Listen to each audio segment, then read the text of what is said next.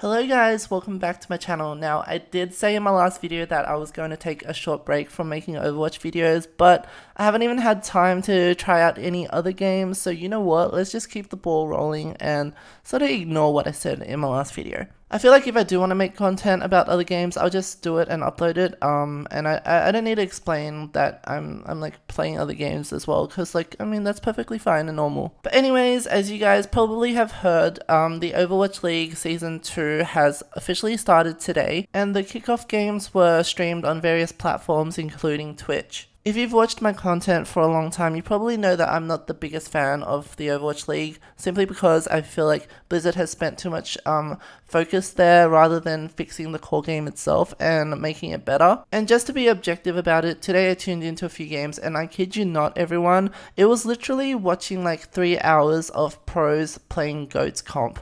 Or in other words, pros holding W and mouse M1. Wins are going to be out of the doors here. Again, it will be 3 tanks, 3 supports. Whole lot to love.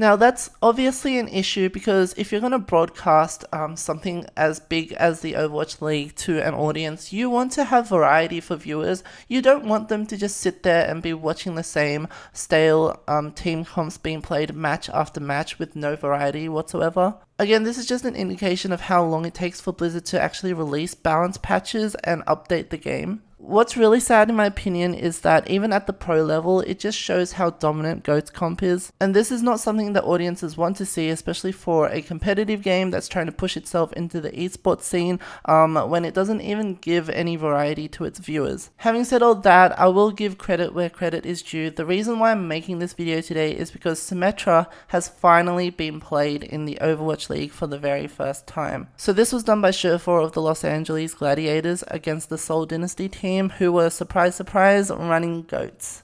Alright. Is it? Yeah, why At not? the Symmetra, okay. I've seen everything.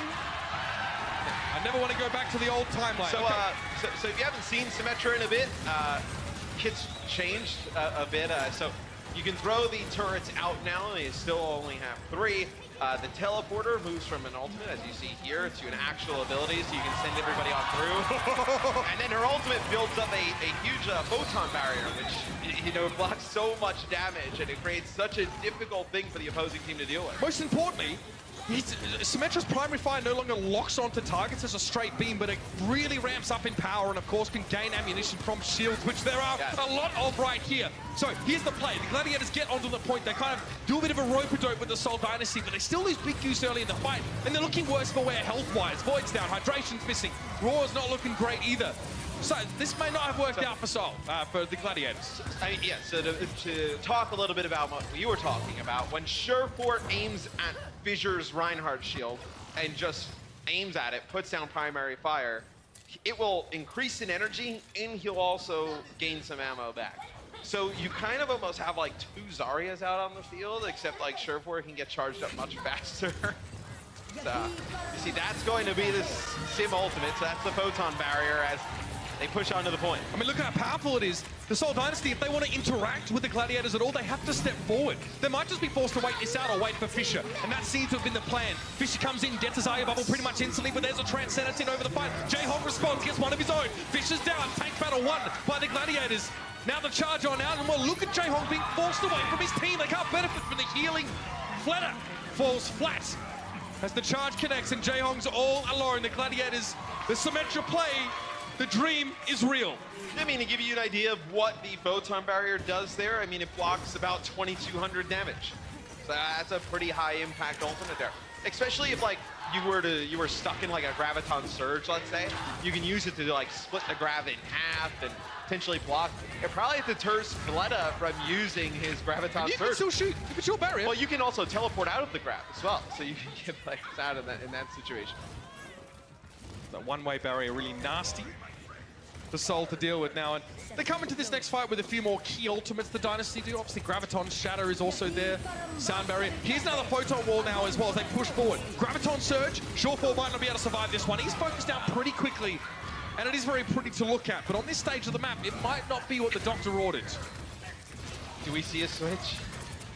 I think the fans would say no. I think his teammates probably would say yes. But Tasumi is for the fans. yep. However, it'll be so. So as a Symmetra player myself, I will say that it's pretty exciting to see that she's finally being used at the pro level, even if it was literally only for a minute. So hopefully throughout the rest of the season we get to see more of these non-meta heroes being played. As you could see in that clip there, people were pretty excited to see Symmetra being played for the first time. So I think that giving the Overwatch League a bit more variety would be a good thing for everyone. Symmetra actually has a really versatile and dynamic kit, so it's kind of disappointing to see that it's taken this long for people to actually see her potential. I mean, you can use her teleporters to bypass choke points, to send ultimates such as Junkrat's Tire or like Diva Bombs through it, and she can actually be used to counter Goat's comps pretty well. So if it means that we get to see more Symmetra being played and less Goats, then I'm all here for it. Anyway guys, I just wanted to make this quick video to let you know of this mildly exciting news. If you enjoyed it, then please leave a like and subscribe to the channel. Also ring the notification bell so that you can be notified when I upload a video next. As always, thank you for your time and I'll see you in the next one. Bye guys. Cover me now.